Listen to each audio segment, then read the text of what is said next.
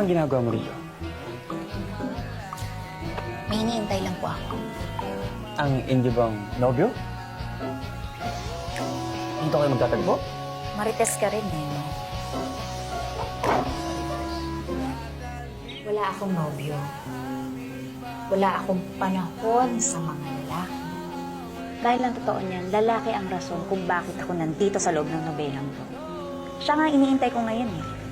Baka lumakad siya dito, makapag-usap kami na maayos, may uwi na ako sa amin.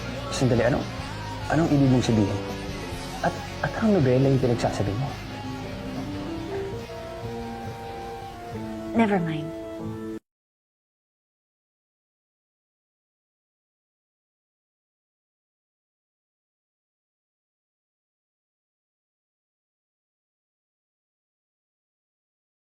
Ang hirap-hirap mahalin ng Pilipinas. Ano bang pakialam ko sa Nodi? Sa kasaysayan natin, sa struggles na... At mas matalino ang mga mayayaman.